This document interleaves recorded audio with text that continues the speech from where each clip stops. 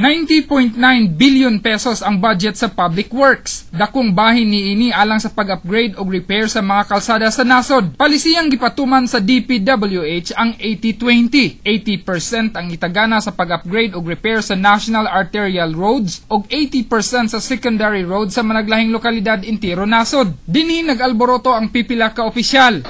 In Agusan Sur, importante na mo ang circumferential road in order to promote private investment in our river town municipality. Amo ay daghang ingon pa libo-libong hektarya na pwede sa agriculture. Labang nangatol sa ulo ang kongresista sa ikaduhang distrito sa Surigao del Norte kay secondary roads ang mga kalsada sa Siargao ug dakong kantidad pa ang kinahanglanon sa pagpakonkreto sa circumferential roads didto. 50% for the secondary national road.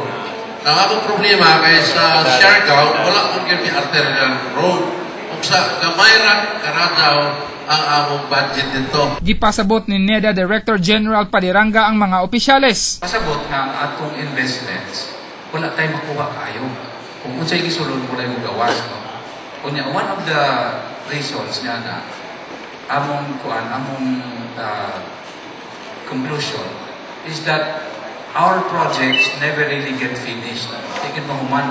Para na, doon na kay kalsada nga gikan from A to B. Ang hangyo ni Padiranga, ipresenta unsa ang mga planong infrastructure projects nga dako ang matuhog nga epekto sa komunidad o sa ekonomiya ug proyektong haom sa prioridad sa Administrasyong Aquino. Ang gipatawag nga special meeting sa RDC mao ang unang tigom nga abli sa media sukad ni ingkod nga bagong chairperson si Surigao del Norte Governor Sol Matogas. Rog Cultura, Patrol sa Caraga.